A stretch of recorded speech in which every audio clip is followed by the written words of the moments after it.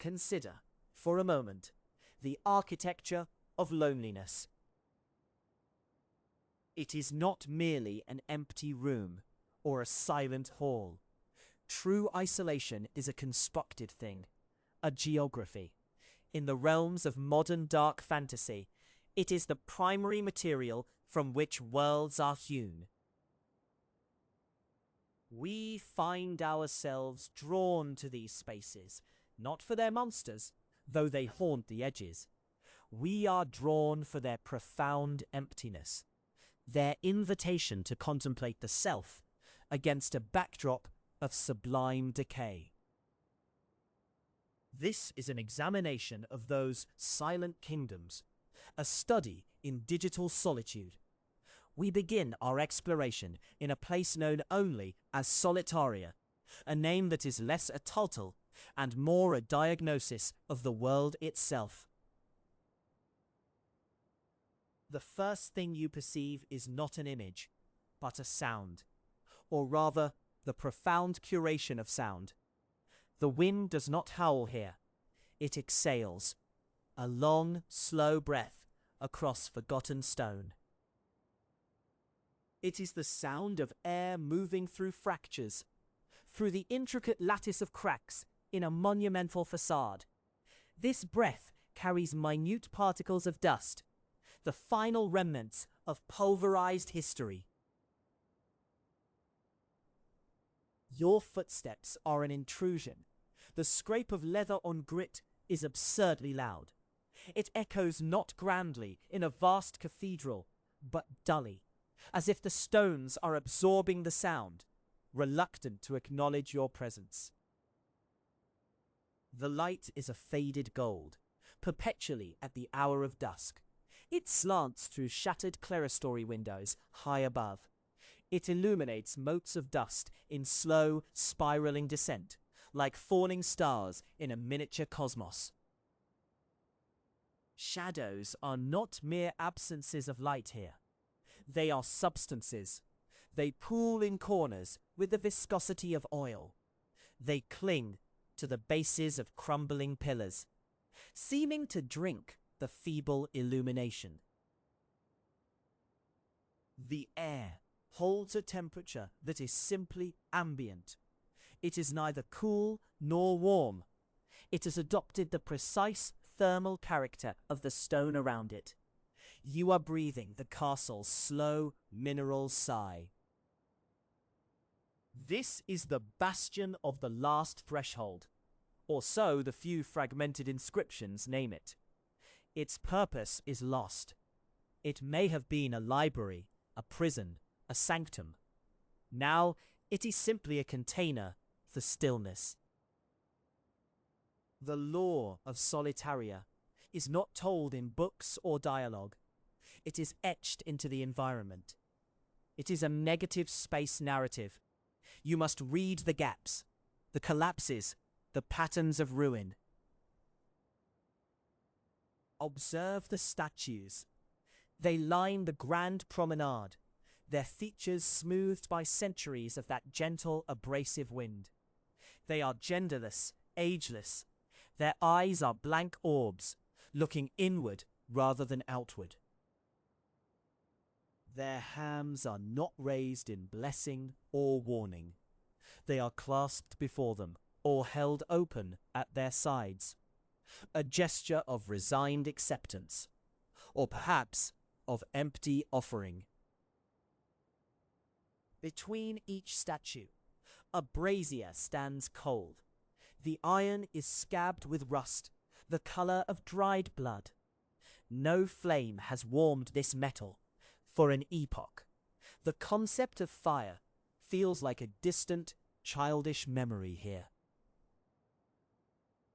The floor is a mosaic of incredible complexity, now fractured and incomplete. The remaining tiles suggest a celestial map, constellations unknown to any earthly sky, a navigation chart for a journey that was never completed. Here, a large section has collapsed into a sublevel. The edges of the hole are jagged, like a wound. From below, You hear only the faint periodic drip of water filtering through miles of stone. This sound becomes a metronome, a slow, geological heartbeat at the foundation of the world. You measure the passage of time not in minutes, but in the space between each drip. There are no living adversaries, no clattering skeletons or shambling zombies. The hostility is environmental, psychological. A staircase spirals upwards, but every seventh step is missing. You must judge the distance. You must commit your weight to the leap, knowing a misstep leads not to a quick death, but to a broken leg in a lightless pit. The silence makes the decision deafening. In a side chamber, you find evidence of a single final occupant. A chair sits facing a vast empty window frame. On a small table beside it, a ceramic cup, a dust-silted quill, a single sheet of parchment, blank. This is the core of Solitaria's law. It is the law of the last one, the individual who witnessed the end of nothing dramatic. No cataclysm, no war, simply the slow dimming of the lights, the gradual cessation of all motion. They did not write a final message. They simply sat. They watched the eternal dusk through the window, and eventually they became another feature of the architecture, another statue of flesh and cloth. The game's mechanics reinforce this solitude. Your inventory is minimal. A canteen of water, a few rags, a tinderbox with no tinder. You cannot fight. You can only walk. Observe, endure the pressing weight of the quiet. Puzzles are not about combining objects, but perceiving patterns in the decay. A shaft of light falls at a particular angle, only once every hour. It illuminates a symbol on the far wall for 3 minutes. You must wait. You must sit in the gathering shadows and simply be present. The game does not pause. It forces you to experience the crawl of time, to become acquainted with your own irrelevance in this grand, dying scale. There is a law to the very materials. The stone is a unique, speckled granite called weeping grey. Legend says it absorbs sorrow, which is why the halls feel so heavy. The dust is not rock, but the powdered residue of old magic. To breathe in Solitaria is to breathe in forgotten incantations. The ghost of spells that once held the stars in place, or commanded the growth of forests. Now, they are just a faint mineral tang on the back of the tongue. Night falls, but it is a subtle shift. The golden light deepens to a profound indigo. The world outside the windows becomes a void. The stars that appear are cold, white, and impossibly distant. They offer no comfort, only perspective. Inside, a soft bioluminescent fungus awakens on the ceilings. It paints the vaults with a faint blue-green smear. It provides just enough light to see the outlines of the architecture, transforming it into something skeletal, submarine. Your own breath becomes the loudest sound. The rhythm of your heart is a frantic animal thing against the stone's immense patience. You begin to question the point of your journey. There is no princess to save, no curse to break. The goal, you realize, is simply to reach the highest tower, not because a reward awaits, but because it is there, because the final act of the last inhabitant was to climb, to seek a final comprehensive view of the emptiness. This is the inward stake, the psychological core. The external quest is meaningless. The internal quest is to see if you can bear the totality of the silence, to see what version of yourself emerges when stripped of all context, all purpose, all witness. You find pages of a journal, not of the last occupant, but of someone centuries prior. They speak of the quieting, not an event, but a process, a slowing down. Conversations began to take days, decisions years. The journal ends mid-sentence. The final entry reads, "Today I noticed the great pendulum in the hall has stopped. I do not know when it happened. I have been sitting here trying to remember the sound it used to make." And then, nothing. The law is in that unfinished thought, the failure of memory, the moment the past becomes as intangible as the future. The present becomes an eternal, stretched out now. You encounter a grand mirror in a hall of mirrors. The glass is fogged with age, silvery and flaking. Your reflection is a ghost, a smudge of pale motion in a clouded void. You cannot see your own face clearly. This is the ultimate effect. Solitaria reflects you back to yourself, but obscurely. It asks you who you are, when no one is watching, when there is no society to perform for. The answer is often uncomfortable, shrouded in mercury and dust. The environment itself begins to feel like a part of your consciousness. The long corridors are the pathways of your own wandering thoughts. The empty chambers are the hollows of forgotten memories. The wind is the slow circulation of your own breath. To play Solitaria is to submit to a form of sensory deprivation and gentle, relentless pressure. It is a meditation on endings that are not fiery, but silent. It is the study of a world that died not with a bang, but with a long, drawn-out sigh. And as we leave this first chamber of our study, we carry that sigh with us, the taste of stone dust, the memory of the incomplete mosaic, the image of that empty chair before the window.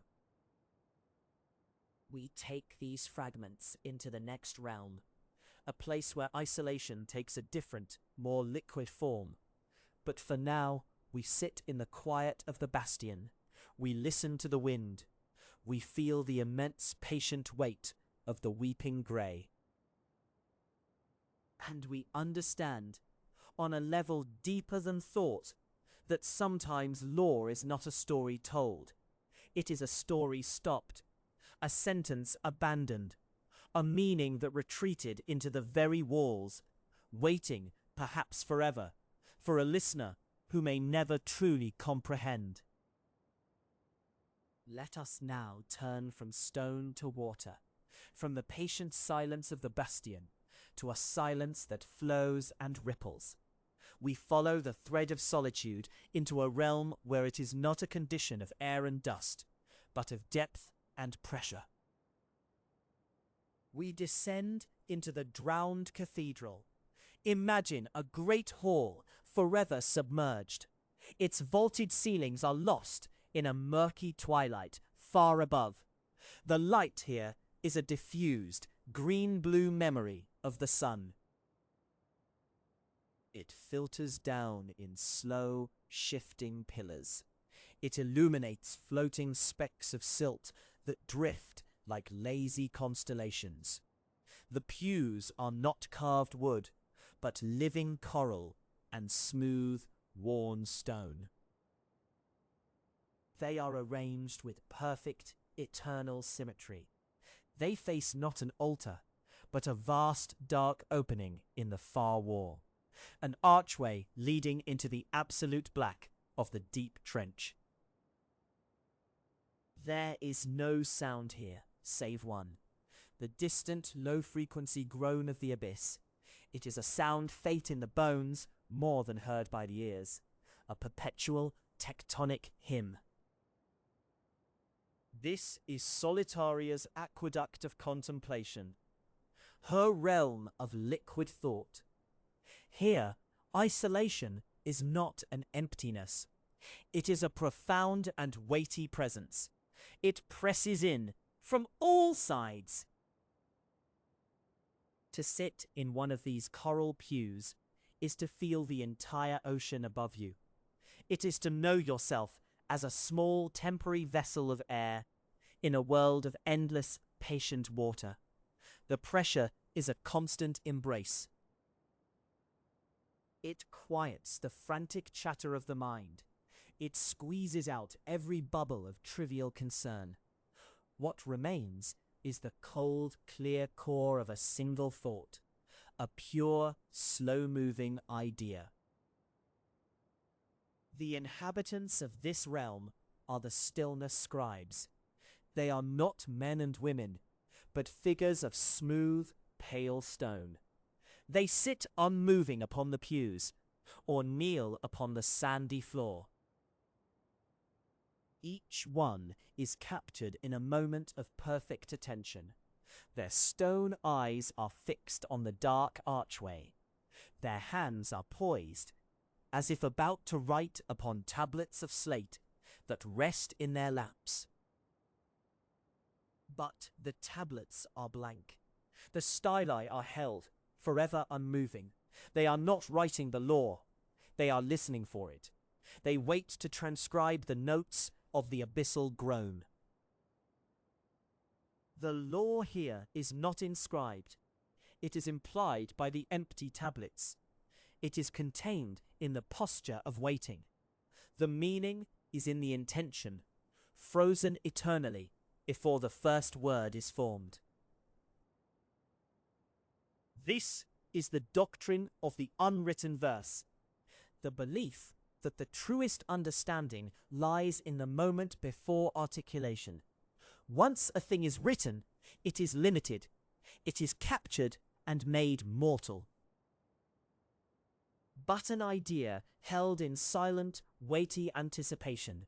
That idea contains all possible meanings. It is perfect in its potential. The scribes are not failing to write. They are preserving the purity of the listening. Walk among them.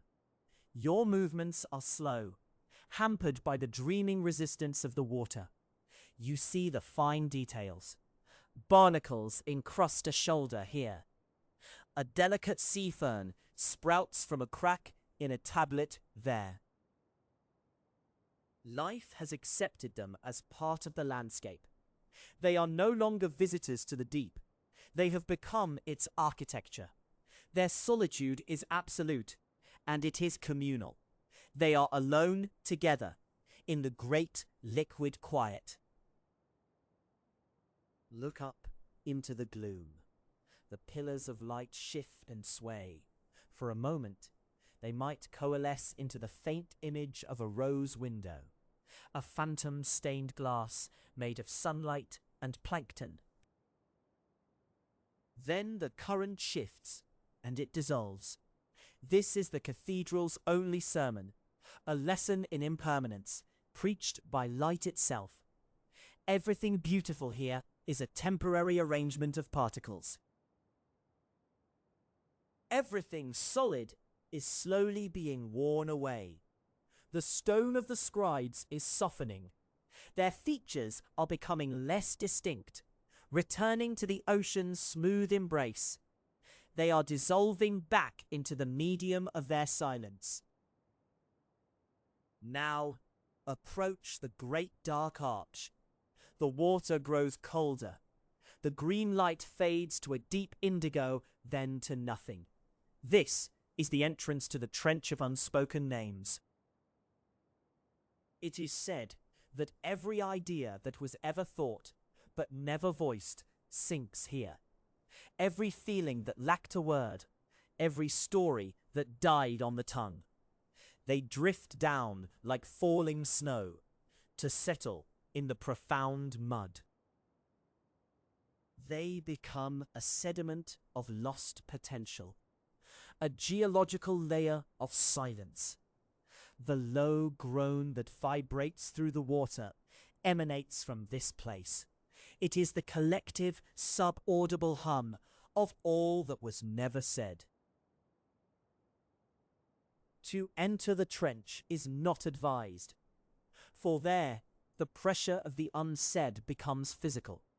It would crush a thinking mind into a single, meaningless point. It is the archive of Solitaria's deepest regrets. Her own unspoken words are there, the conversations she imagined but never had, the confessions she formed in her heart that never reached her lips.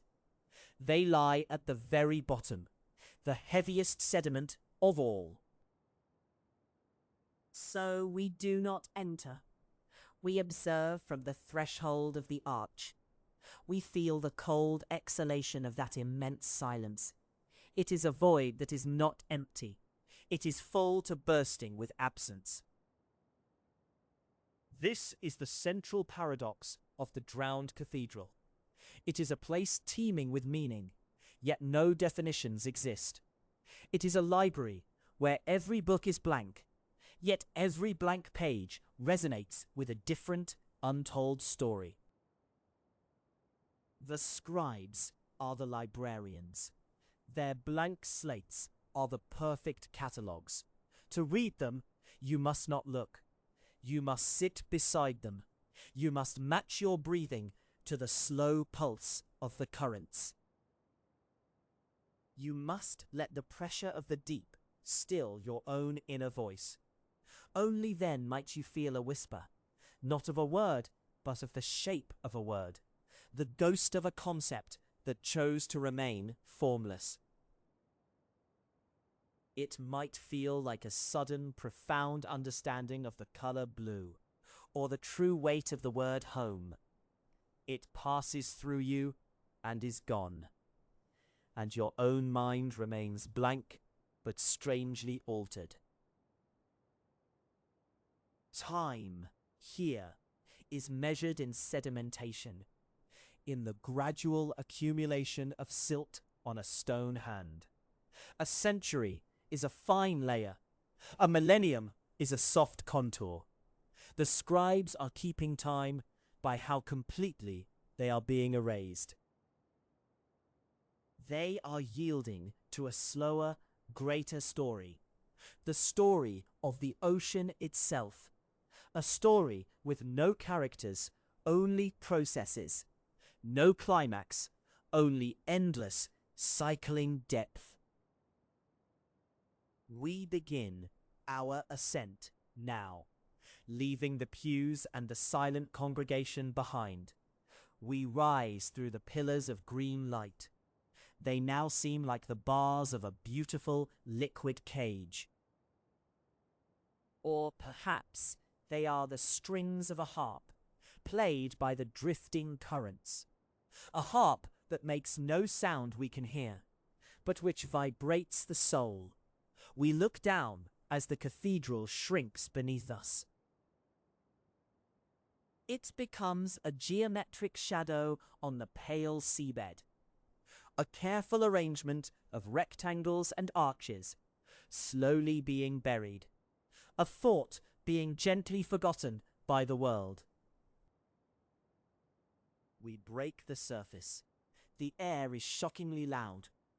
It is filled with the cry of gulls, the whisper of wind. It feels thin and insubstantial. For a moment, we miss the deep, embracing pressure. We float, bobbing in the gentle swell.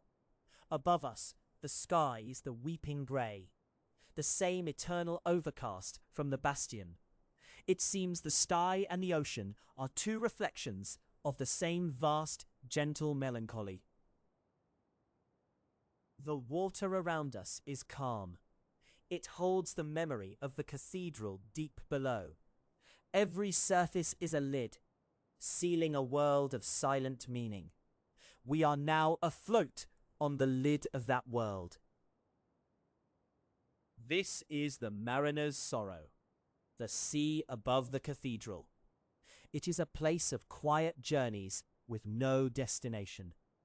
Here, lone sailors in ghost ships tack back and forth on aimless breezes. Their boats are worn pale by salt and time. Their sails are patches of grey cloud. They search not for land, but for the perfect, lonely midpoint, the place furthest from any shore, where the horizon is a seamless circle. They seek the geometry of pure isolation, to be a single dot in the center of a vast blue-grey disk, to be surrounded by nothing but potential, with no direction preferable to any other. It is a different silence here, not the deep, pressing quiet of the abyss, but a wide, humming silence, the silence of open space. It rings in the ears. It expands the mind until thought feels thin and spread out. A ghost ship glides by, silent as a mirage. At its helm, a figure of mist and worn oilskin. It does not look at you. Its gaze is fixed on that empty horizon. Its satisfaction is in the perpetual journey, not the arrival. For arrival would be an end, and in Solitaria's realms there are no true ends, only pauses, only the long, drawn-out notes of an endless song. The mariner's song has no lyrics. It is the creak of the hull, the sigh of the rigging. We let the ship pass. We are not ready for such a pure, horizontal loneliness. Our path lies elsewhere. We must seek a shore, not a shore of solace, but a shore of a different kind of inwardness. For water reflects, but land absorbs. And our journey into Solitaria's fantasy is turning from the reflective to the absorptive, from the liquid silence that holds all possibilities to a solid silence that consumes them. But that is for the next realm. For now we float. We feel the residual pressure of the deep in our joints. We carry the cool green light of the cathedral behind our eyes. We have learned that silence can be a cathedral. That waiting can be a form of worship, and that the most profound law is not etched in stone, but suspended in the medium of eternal anticipation. It is the breath held, the word poised on the lip. It is the beauty of the unwritten, the unspoken, the unsung. It is the power of the blank slate, which contains every story that ever could be. And so, the drowned cathedral holds the greatest library of all. A library where every book is forever on the verge of being written. And that verge, that eternal, pregnant almost, is the sacred ground. We take this feeling of potent emptiness with us. We let the current carry us toward a faint grey line on the horizon, a shore. It promises not comfort, but a new texture of solitude. The journey inward continues. The grey line resolves, not into sand or stone, but into a beach of powdered glass. It stretches, a vast and silent plain, gleaming under a sky the colour of a day-old bruise. Each step we take is a soft, granular crunch, a symphony of infinitesimal fractures. This is the shore of minute ruins. Every grain underfoot is the remnant of a forgotten world. A shattered cathedral window, a dissolved spyglass lens, a child's marble worn smooth by timeless tides. They hold no memory, only the fact of their having been. The air here is perfectly still and perfectly clear. It carries no scent, only a faint metallic taste on the tongue. Like the air after a lightning strike, but without the storm. It is the taste of potential that has been neutralized, rendered inert and safe. We walk, and the only sound is our own passage. The glass particles whisper against themselves, a sound like distant radio static. It is a sound that threatens to form words, but never quite does. It is the white noise of lost narratives. There are no landmarks, only gentle, rolling dunes of the same grey-white powder. The horizon is a seamless blend of pale shore and paler sky. To be here is to experience a profound optical silence. The eyes have nothing to latch onto, and so they turn inward. This is the solitude of the featureless plain. It does not enchant like the deep forest, or awe like the mountain peak. It simply is. And in its relentless simplicity, it scrubs the mind clean. The grand fantasies of the inner cathedral are gently filed down, grain by grain. We find ourselves sitting, though we do not recall deciding to do so. The glass conforms to our shape, a cool, yielding bed. From here, the world is reduced to two tones, the grey above and the grey below. The line between them is a razor's edge, yet it seems to hum with a faint vibration. Lie back. Feel the billions of tiny facets supporting you. They are the remnants of things that were once whole, useful, beautiful. Now they exist only as foundation. There is a deep peace in this, a redemption in becoming mere ground. Close your eyes. The crunching silence amplifies.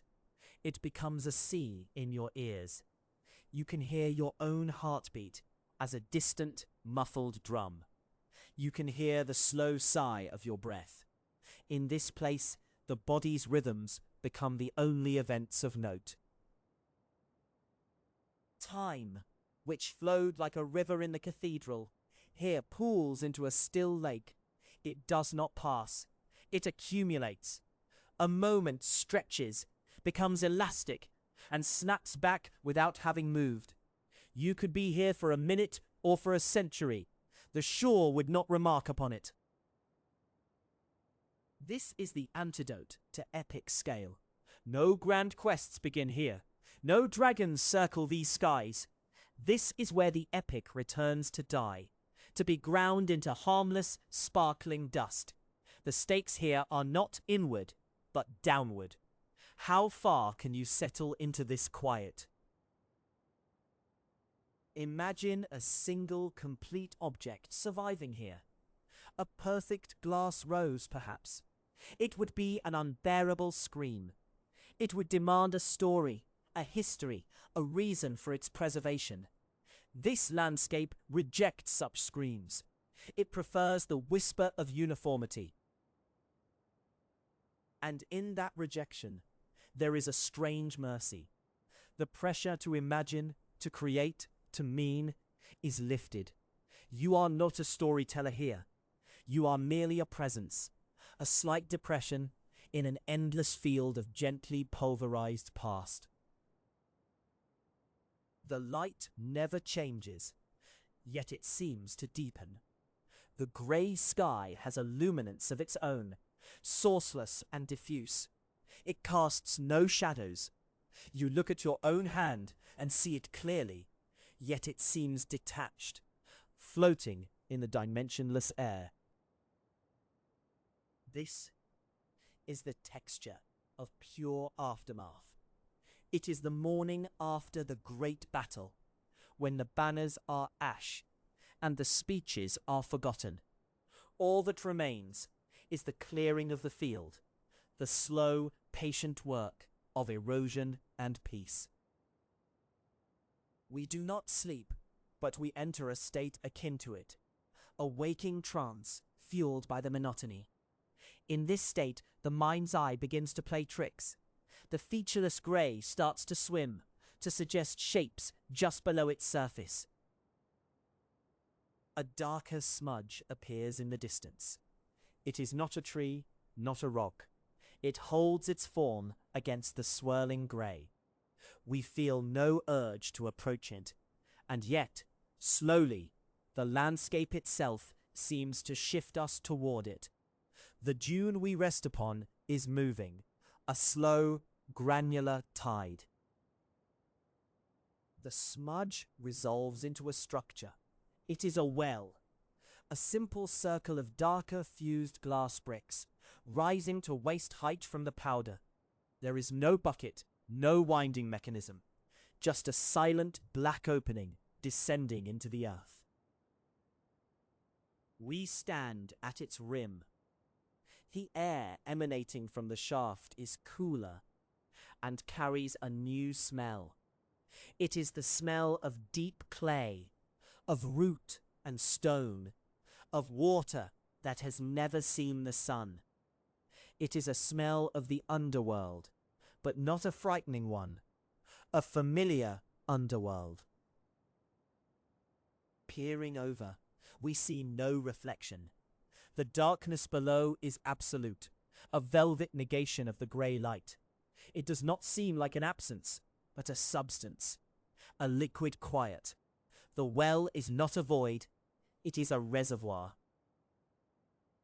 This is the well of bass tones. While the cathedral held unwritten stories, this well holds the raw materials of feeling before it becomes a story.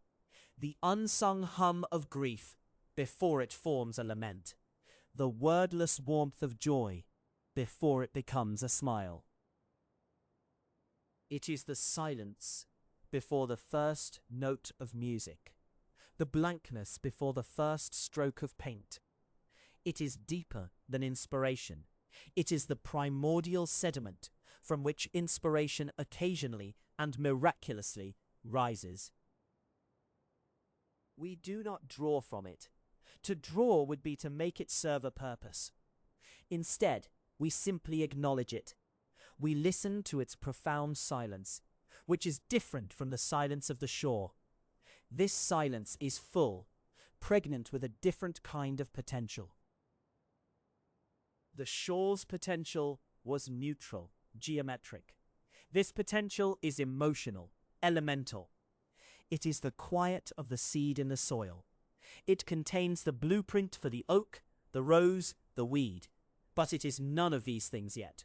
It is pure, patient becoming. A single clear note sounds. It seems to come from the well, yet it also seems to come from within our own chest. It is a low, resonant tone, like a bell struck once underwater. It vibrates in the glass beneath our feet, sending a shimmer through the billions of grains. The tone does not fade. It sustains. It becomes a permanent fixture of the air, a new layer of the atmosphere. We realize it has always been here. We are only now quiet enough to hear it. It is the foundational frequency of this inner world. With this tone in our ears, the grey landscape transforms. It is no longer barren. It is expectant. Each grain of glass begins to glint with a faint internal fire, reflecting not external light, but the sound. The shore becomes a galaxy of muted sparks. The well remains, a dark pupil in this glittering eye. It is the anchor, the source. The note is its voice, a single unwavering word spoken in a language before language. It says only, I am here. And that is enough. The need for complex narrative, for intricate fantasy melts away. There is a profound comfort in this bass tone. It is the hum of the machine of being, the steady note of existence prior to all drama and decoration. We walk away from the well, the tone receding but never disappearing. It becomes a memory in the bones. The crunch of glass underfoot is now a percussion to that sustained bass note. We are making music simply by moving through this place. The horizon shifts. The seamless grey blur begins to show a subtle gradient. At the furthest edge, it darkens almost imperceptibly into a soft indigo blue. It is not the blue of sky, but of deep twilight, or the edge of a vast, calm sea. The journey is turning again. The shore of minute ruins has given us its gift. The reduction to essence and the discovery of the foundational tone. Now a new texture calls, a liquidity, a darkness that is not emptiness, but depth. We reach the edge where the glass powder meets a new substance. It is damp, compacted sand, dark as graphite. And just beyond, the lapping of slow, gentle waves. The sound is a softer echo of the crunching glass, a liquid sibling. We stand at the new margin. Behind us, the infinite sparkling plain. Before us, an obsidian sea, reflecting nothing of the grey sky, holding its own darkness within. The journey inward was never a straight line. It is a spiral, descending through layers of solitude. Each layer has its own ecology of silence. Each offers a different nutrient for the soul. The cathedral fed the imagination with possibility. The shore starved it into a clean, quiet peace. What will this dark sea offer? We do not rush to know. We stand at the border, a creature of two worlds. The glass dust still clings to our feet, a final glittering reminder of ruin and rest. The cool, damp sand welcomes our next step. The transition is the sacred space. The well's bass tone is still with us, a tuning fork struck in the heart. It will guide us, even into the liquid dark. For we have learned that the deepest solitude is not an absence of company, but the presence of a fundamental, unshakable note. And so we step from the powder onto the damp, firm sand. The sound changes entirely. The crisp static is replaced by a soft, giving silence. We move toward the water's edge, where the slow waves fold over themselves with a sound like a whispered hush. The journey inward continues, not toward a center, but toward a deepening. The spiral turns, and we follow its curve, carrying with us the library of unwritten books, the memory of powdered glass, and the everlasting tone from the well. The whispered hush is not a single sound, but a layered conversation. It is the water meeting the sand, and the sand yielding to the water, and the air above holding its breath. We stand at the edge of this negotiation, where the firmament of sand is briefly liquid, and the liquid is briefly firm. The water here is not blue, nor grey, nor black. It holds the colour of the twin moons, which now hang low and full in the sky above. Their light does not sparkle on the surface, but is absorbed, diluted into a luminous, pearlescent sheen. It looks less like water and more like pooled mercury, heavy and slow. We do not step into it immediately. There is a ceremony to this approach.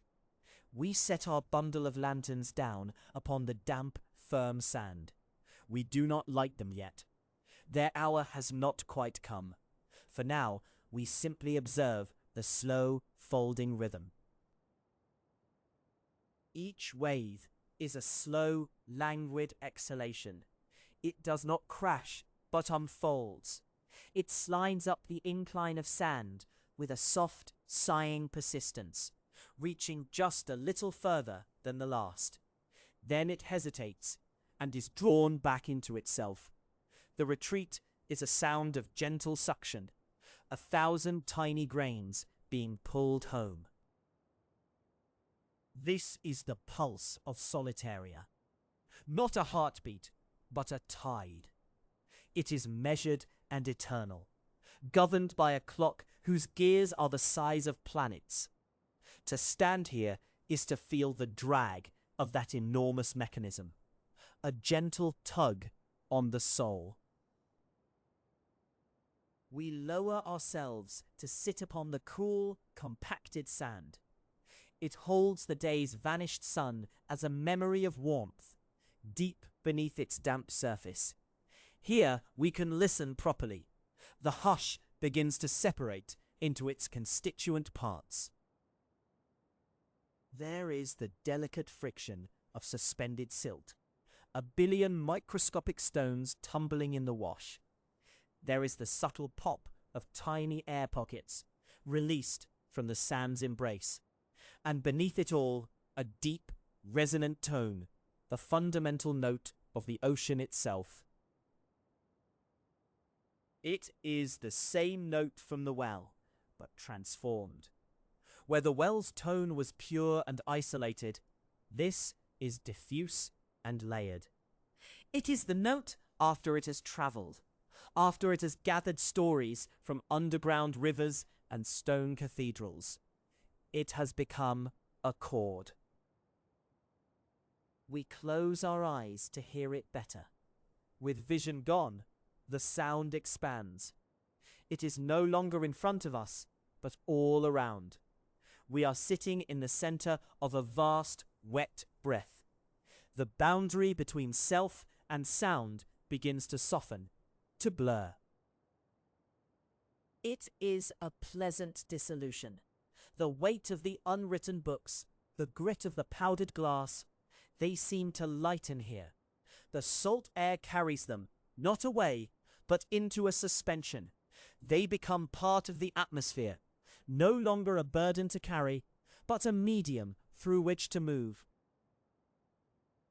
After a time that could be minutes or hours, we open our eyes.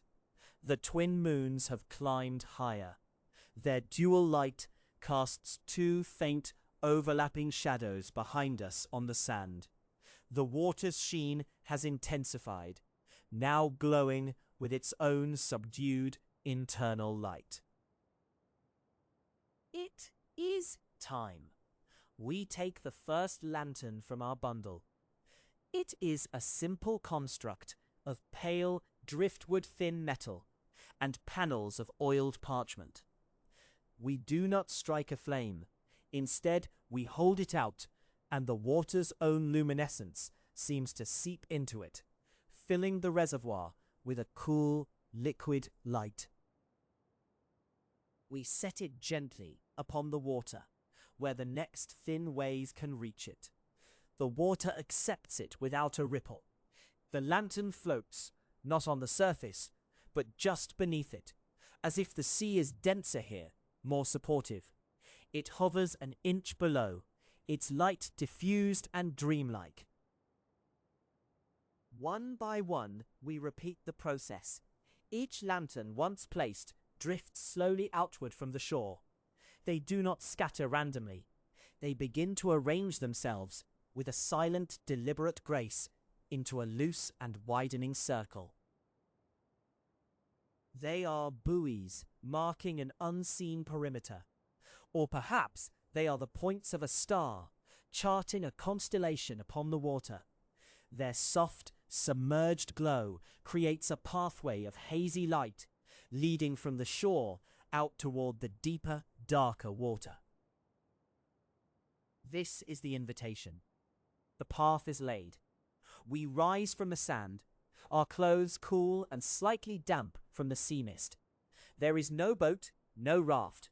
The journey will be one of immersion. We step forward from the firm sand into the liquid mercury light. The water is not cold. It is the temperature of blood, of deep earth. It welcomes the foot, then the ankle, then the calf with a profound, yielding embrace. There is no shock, only a gradual transition from one state of being to another. We walk further. The sand beneath our feet remains firm and smooth, sloping gently downward. The water reaches our waist, then our chest. The lanterns float around us now, their glows creating a dappled, moving tapestry of light on the water's ceiling above our heads. We take a final breath of the salt-tanged air, and then we submerge. The world of sound vanishes, replaced by a profound, ringing silence. It is the silence inside a shell, magnified 1,000-fold. Our own movement is the only disturbance, a slow, drifting passage. The water is perfectly clear. The light from the lanterns above filters down in long, wavering columns. Below, the sandy floor continues its gradual descent, but it is no longer bare. Shapes begin to emerge from the gloom. They are structures, but not made by hands. They are formations of smooth, worn stone, like the foundations of a city that chose to sink rather than stand. Rounded arches frame dark passages. Pillars, thick with ancient coral, hold up nothing but the water itself.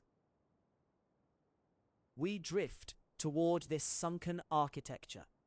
It feels familiar. The proportions are wrong for giants and too large for ordinary men. They are the dimensions of thought, of memory. This is the library, but translated into another language, the language of stone and current. We pass under a low archway.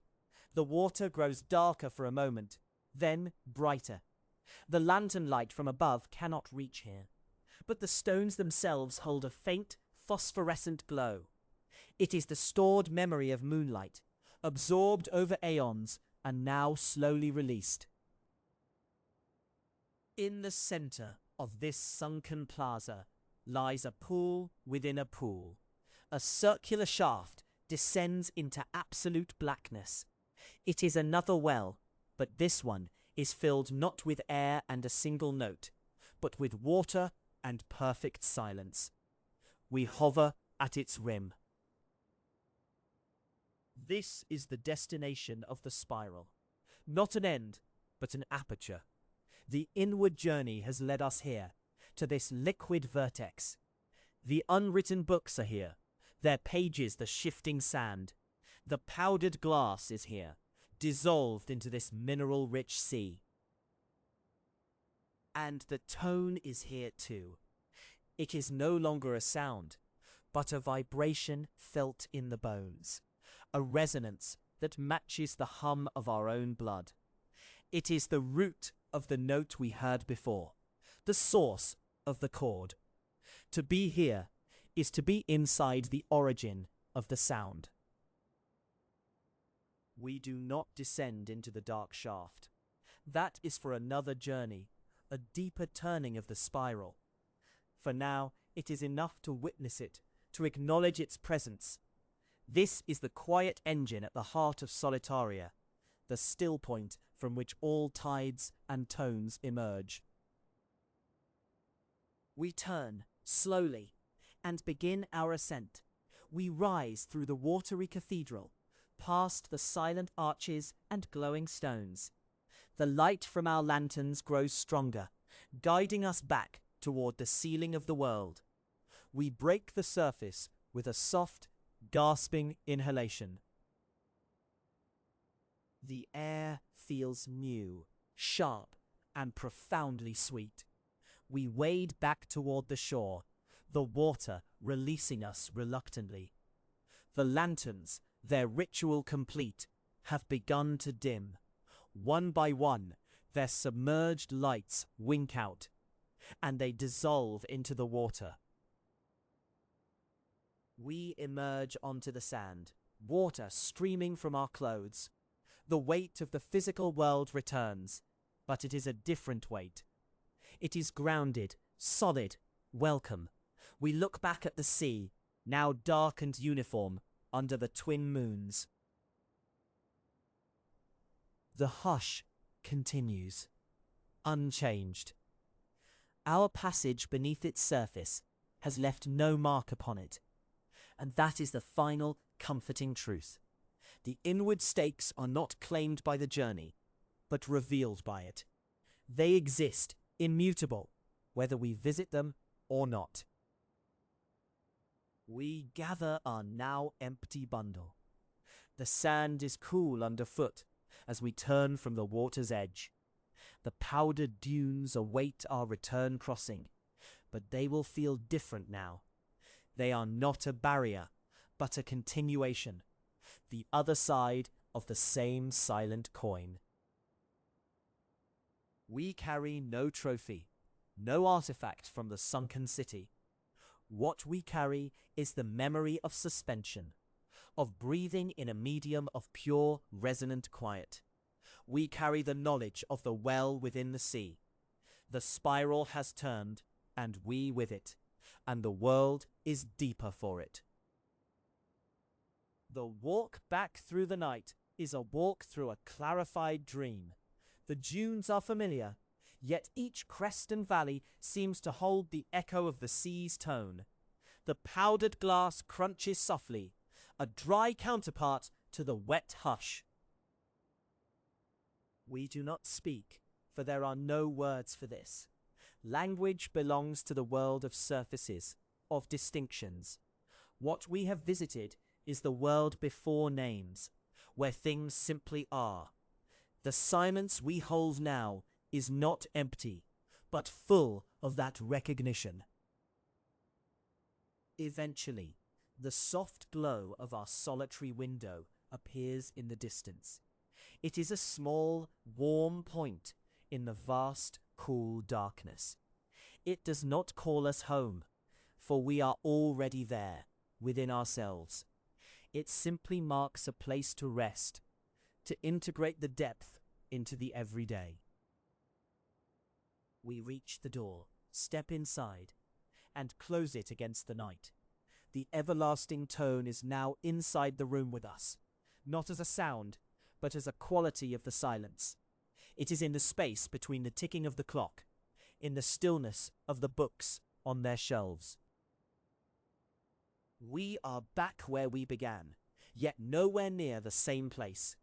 The room is a chamber in the heart of a much larger, quieter castle. The journey inward is not a voyage of distance, but of density. We have not travelled far, but we have travelled deep. And so chapter 4 closes not with an ending, but with a saturation. The sponge of solitude has been immersed in the waters of its own source, and has absorbed what it needed. Tomorrow, the surface world will resume, but it will be a surface over an abyss of perfect, silent knowing. The stakes are firmly planted, deep in the subaquatic soil of the self. And so we arrive at a new morning. It is a morning like any other, and yet entirely unlike any that has come before. The surface world resumes its familiar patterns, its demands and its geometries. But a fundamental translation has occurred overnight. The self is no longer a tenant in a temporary room. It has become the castle itself. And the inhabitant now moves through the ordinary day, carrying the entire silent architecture within. The commute is not a commute. It is a procession through the outer courtyards of a portable kingdom. The chatter of colleagues is not merely sound.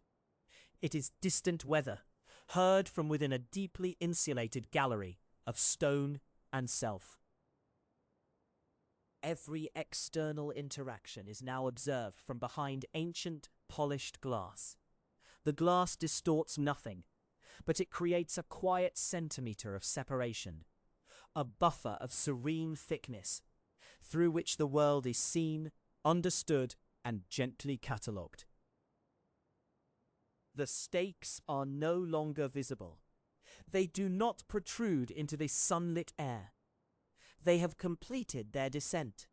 They are the foundational pilings driven down through sediment and bedrock, upon which this entire invisible edifice now securely rests. A cup of coffee is not just a drink. It is a ritual performed in a private chapel. The steam rising is incense. The warmth in the hands is a communion with the simple fact of being present. Each sip is acknowledgement of this temporary altar, this moment of quiet stewardship. The work on the screen is not merely tasks. It is the careful tending of a luminous garden. Letters form into rows. Numbers align like cultivated plants. This is the horticulture of necessity, practiced with a monk's focus within the vast inner quiet. Lunch in a crowded room is an exercise in anthropological detachment. The laughter and clatter are the sounds of a vibrant foreign marketplace. You sit at your table, a calm traveler. You sample the food, you note the customs, and you remain, contentedly, a citizen of your own interior nation. This is the fantasy world made durable. This is the inward stake proving its strength. It does not shout. It does not need to declare its sovereignty. It simply is, a perpetual low-frequency hum of autonomy beneath the day's melody. The afternoon light slants across the office floor. It paints long, slow triangles of gold. You watch it creep, millimeter by millimeter. You are not waiting for the day to end. You are observing a celestial clock, a beautiful, slow-moving sundial within your outer courtyard. A difficult email arrives, a minor crisis. In the old life, this might have caused a ripple on the surface of your mind. Now it is a small stone dropped into the deepest, stillest well. You hear the faint plink far below. You watch the tiny concentric rings expand and then dissipate, absorbed by the profound volume of water. Your response is composed not from reaction, but from a place of immense reservoir. The words are measured, clear, and cool. They are drawn from the well's depth, not skimmed from a turbulent surface. This is the practical power of the planted stake. The clock marks the day's official end. You rise, you gather your things, but there is no rush to escape. The journey home is not a flight to sanctuary. It is a leisurely patrol along the battlements of yourself, surveying the lands that have been witnessed today. The evening train is a rolling gallery. Faces glow in the dim light, each a portrait of a private world. You wonder idly where their stakes are planted. What castles, what quiet chambers do they carry within their own chests? The question is soft, without demand. Your own street approaches, your own door. They are welcome sights, but they are now outer gates. The true homecoming occurred the moment you awoke and found the castle already there, within. This physical key turns in a physical lock, a satisfying, solid echo of an inner truth. The door closes. The outside sounds soften to a murmur. Here, in the physical manifestation of your space, the inner and outer worlds achieve a harmonic alignment. The room is not the chamber of the heart, but it is a faithful echo of it, a mirror in brick and mortar. You prepare a simple meal. The knife on the cutting board makes a steady rhythmic sound. The onion yields its layers. The water comes to a boil. These are the sacred, mundane liturgies of the evening. They are performed with full attention, for they are the prayers of a grounded soul. You eat in silence. The taste of the food is astonishingly vivid. Each flavor is a distinct note in a quiet chord. This is the reward of the inward journey.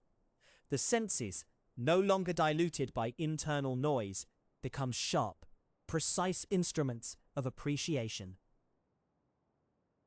Later, you may read a book, but you are not merely reading words on a page.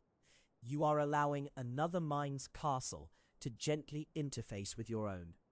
The ideas are guests. They are welcomed in the great hall, offered a seat by the fire, and listened to with gracious, critical attention. Or perhaps you simply sit. You let the evening settle around you like fine dust. You feel the weight of the castle, not as a burden, but as a grounding presence. You feel the stakes deep down, anchoring you to the very core of the planet. There is an immense stability in this silence.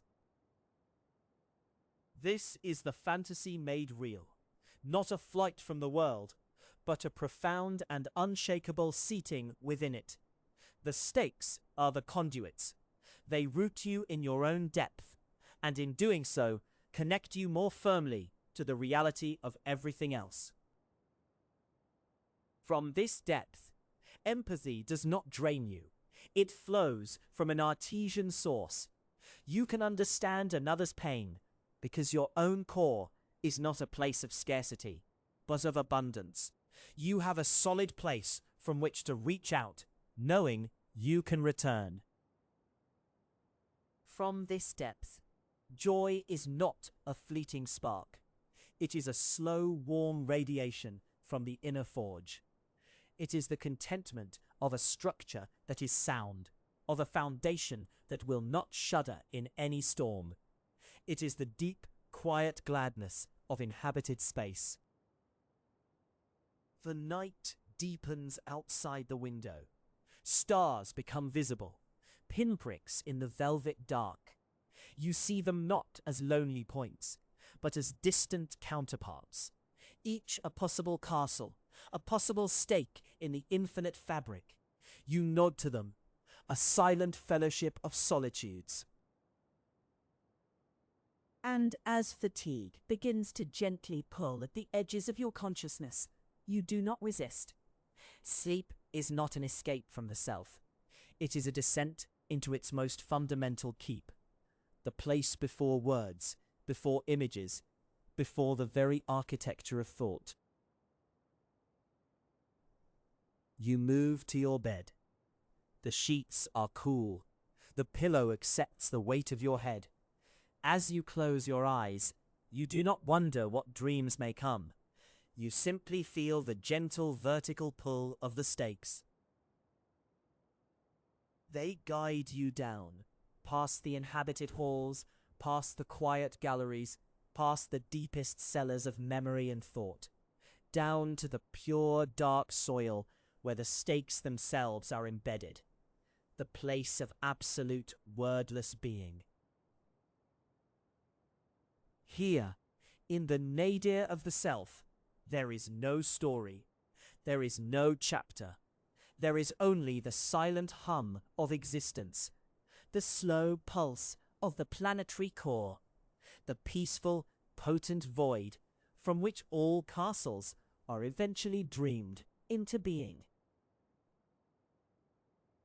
And so, Chapter 5 does not end with an event, but with a return to source. The conscious mind furls its banners. The sentry at the gate finally closes his eyes. The castle stands silent in the moonlight of an unconscious night, utterly secure, deeply grounded and fully at rest. And so, from that profound and wordless rest, a change begins. It is not an event, for events belong to the world of chatter and sequence. It is more a shift in density, a subtle gathering of potential, deep within the silent stone. It is the first faint thought of dawn, long before light touches the sky, a quality of anticipation that has no object. The sleeping sentry does not stir, yet his dreamless sleep acquires a new depth, a richness, as of soil preparing for a seed. Within the peaceful void, a single point of awareness coalesces. It has no name, no memory. It is simply a point of here, a gentle acknowledgement of existence, like the first slow beat of a heart after a long stillness. It is the castle, remembering it is a castle. From this point, a soft diffusion begins. The awareness is not looking, but simply being present. And in that presence, the dormant world begins to differentiate itself, not into shapes, but into textures of silence. The deep, cool silence of the lower halls, the thin, expectant silence of the high towers. A sensation of weight returns, but it is a comforting weight. The weight of granite foundations settled into the living rock. The weight of centuries, not as a burden, but as a blanket. A gravity that holds everything in a tender, unquestioned embrace. And then, the first whisper. It is not a sound, but a feeling of direction. A gentle pull, like a needle trembling toward north. It is the inward pull of the castle's own centre, the silent call of the central spire, the still axis around which all possibility turns. The awareness begins a slow, effortless drift toward this centre. It passes through thresholds without doors. It glides over flagstones that have never known a footprint. This is not a journey of feet, but of essence, a homecoming to a place it has never left. The darkness now is not absolute. It possesses a soft, velvety quality. It is the darkness behind closed eyelids, pregnant with unformed light. It hints at contours, not with vision, but with a knowingness of space. The vast hollow of the great hall, the intimate coil of a stairwell. A new element introduces itself. Temperature, a delicate coolness like the breath of a deep cave. It flows in unseen currents, brushing against the awareness like a ghost of a breeze. It carries a scent, or the memory of a scent. Dry stone, ancient timber, and the faint, clean ozone of empty altitude. The point of awareness arrives at the heart of the castle. Here, the silence is not empty, but full. It is a listening silence. It holds within it the echo of every footfall that has ever been dreamed, and the imprint of every shadow that has ever been cast. It is a reservoir of all that has been and all that could be. And within this resonant silence, a choice is presented. Not a choice of actions, but of orientation. To remain in the blissful passive fullness, or to lean ever so slightly into the act of creation. To begin the gentle tilt from being into dreaming. The awareness chooses to lean. It is a choice made without thought, as natural as a plant leaning toward a sun it cannot see. This lean is the first act of the new chapter. It is the application of a gentle internal pressure. From this pressure, a distinction arises. The awareness is no longer just a point. It is now a presence. and the castle is no longer just a space. It is now a vessel. The presence fills the vessel, not as water fills a cup, but as a note fills a bell, a silent, vibrating fullness. The presence turns its attention, softly, inward. Not inward to the void, but inward to the substance of the vessel itself. It feels the grain of the wood, the crystal within the stone, the secret rivers of mortar between the blocks. It knows the castle from the inside out. And in knowing, it begins to love. This is the foundational magic, a slow, radiating affection for the form it inhabits, for the soaring arch, for the hidden alcove, for the worn step on the spiral stair. This love is not an emotion, but a force, a gentle gravity that binds and beautifies. Under this influence, the castle begins to articulate itself. Details emerge from the gloom, not because light falls upon them, but because they are remembered into sharper focus. The carven leaves on a capital become distinct. The pattern in an iron hinge declares itself. The presence, loving the castle, now feels the castle's own latent desires. Its desire for moonlight to pool in a particular corner. Its desire for the sound of distant wind in its highest chimney. Its desire for a figure to stand at its western window, watching a twilight that never ends. And so, the presence begins to dream on behalf of the castle. This is the sacred contract. The dreamer dreams the world, and the world holds the dreamer. The first dream is simple. It is the dream of a single, perfect shadow, a long, sharp shadow cast by a parapet at an angle that does not yet exist. From this shadow, light is implied. The presence dreams the light that must cast such a shadow, a low, honeyed light, slanted and slow, the light of a late afternoon in an eternal autumn. The light now exists because its effect has been dreamed. The great windows, once blank, now hold this light within their leaded panes. They glow softly, like slabs of amber. The cool air in the corridors warms by a single degree where the light touches stone. A sensory tapestry is being woven, thread by invisible thread. The presence, more defined now, drifts to the western window. It is the window that desired a watcher. The vista outside is not a landscape, but a potential for landscape. A haze of soft color, like watercolors brushed onto damp paper. Mountains suggest themselves in misty blues. A forest murmurs in greens, so deep they are almost black. This is the dreaming of context. The castle is not an island in a void. It is a statement within a sentence. The sentence is the terrain that now unfurls, gentle and silent from its walls. A river begins as a silver thought, winding through the dreamy valley. With a world outside implied, the inside gains new meaning. The castle is no longer just a vessel. It is a sanctuary, a haven looking out upon a beautiful, untroubled mystery. The doors and gates become not just architectural features, but promises.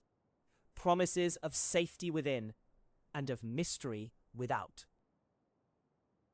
The presence settles at the window. It begins to condense from a diffuse awareness into a more focused form. It is not a body, but a locus of identity, a center of will and perception.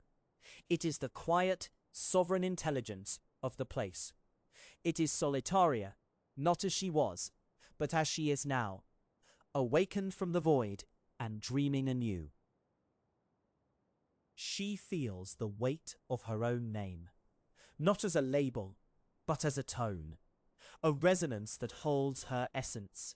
Solitaria, the one who dwells in solemn, chosen company with silence, the one for whom the castle is both self and home. Her gaze, if it can be called a gaze, rests upon the misty forest, and within that forest she dreams a path, not a clear, defined path, but a suggestion, a way where the undergrowth is slightly less dense, an invitation meandering away from her gates and into the depth of the green. The path is a question, and a story, as we have learned, is simply a question that has begun to walk. Solitaria does not yet walk it. She merely observes its birth. She feels the potential for footfalls, for the rustle of a cloak against ferns, for the scent of damp earth and pine. The interior of the castle responds to this external dreaming. The great hall, once just a volume of space, now dreams of a hearth. Not a roaring fire, but a single, steadfast log, burning with a slow, ruby glow. Its light dances on the stone, a counterpoint to the steady amber from the windows. A chair forms itself near the hearth, not through materialization, but through a deepening of likelihood. It becomes the most natural, the most inevitable thing for a chair to be there. It is high-backed, worn smooth by use, that has not yet happened. It awaits an occupant. Solitaria feels the pull of both the path and the chair, the inward stake and the outward stake, the comfort of the gnome's sanctuary, and the gentle lure of the mysterious terrain. This tension is not a conflict. It is the quiet dynamo of her world. It is what gives the dreaming its gentle charge. Night begins to fall in the dream outside. It falls not as a darkness, but as a deepening of color. The blues of the mountains deepen to violet. The silver river becomes a ribbon of twilight. Stars prick the fabric of the sky, not as distant suns, but as tiny, perfect points of silent attention. Inside, the castle's own lights awaken in response. The hearth glow grows more defined. Sconces on the walls kindle with a soft, phosphorescent radiance, like captured moonlight. The castle breathes in the night and exhales a gentle, interior luminescence. Solitaria turns from the window. Her movement is felt throughout the stone. It is a turning of attention, a rebalancing. The path outside remains, a patient question in the gathering dark. The chair by the hearth remains, a patient answer to a need for rest. She drifts down from the high tower, through the core of the castle. Her passage is a blessing, a reaffirmation of every space she passes.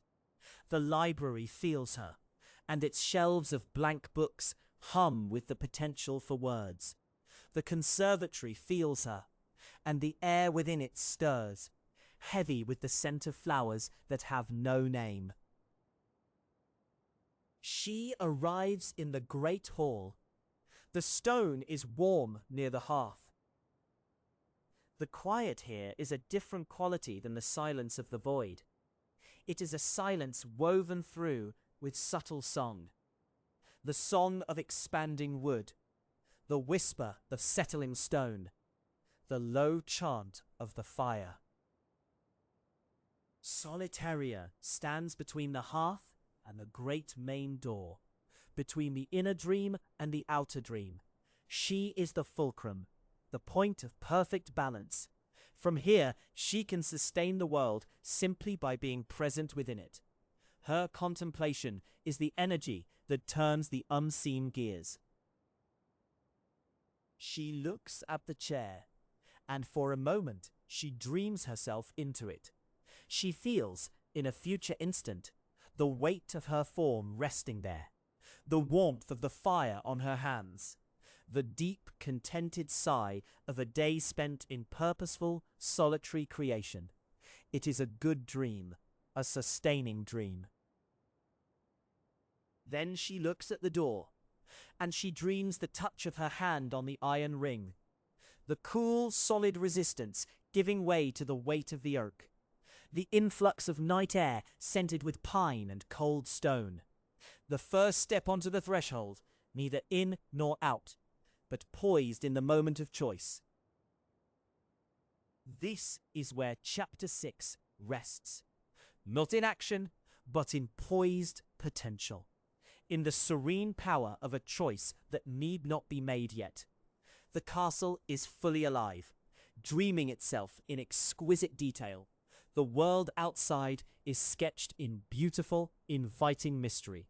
And at the center, Solitaria stands in a pool of firelight, complete unto herself.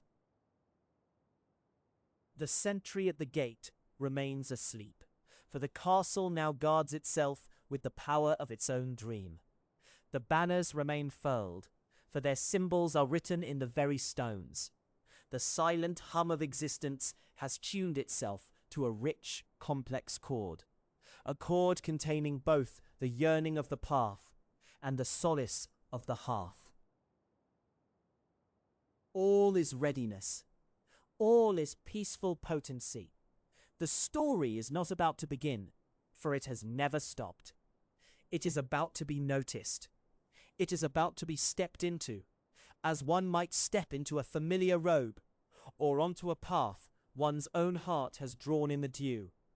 The night is deep, the castle is awake, and the dreamer is dreaming with her eyes open. In the chamber where stone meets starlight, a breath is drawn. It is not the sharp intake of beginnings, but the slow tidal fullness of a continuation. The air itself feels charged with patient recognition. Around the dreamer, the details of the room deepen. The grain in the wood of the high-backed chair becomes a topography. Each whirl is a tiny valley, each knot a dormant mountain range. The tapestry on the wall no longer hangs still. Its woven forest seems to shiver with a breeze that does not stir the chamber's air. This is the quality of noticing that changes everything. It is perception dipping below the surface of the scene. The world is not being viewed, but met. And in that meeting, a silent exchange takes place. The cool stone beneath a bare foot is not merely felt. It tells its long story of deep earth, of quarrymen's hands, of slow cooling from molten heart fire. The dreamer receives this not as information, but as a bodily memory. She remembers being that stone. This is the open-eyed dream. The barrier between the inner landscape and the outer world has grown porous. It has become a membrane, allowing a gentle osmosis of essence. Thought and matter breathe in unison. From this still center, awareness begins to flow outward. It moves not like a searchlight, but like ink in water. It seeps into the corridors beyond the chamber door. It feels the cool, still air of the hallway as a palpable presence. Ahead, a forgotten suit of armor stands its eternal vigil. The noticing touches it. Suddenly, it is not empty iron, but a vessel of silent watchfulness. It holds the memory of the form it once contained, the posture of guard, the weight of duty.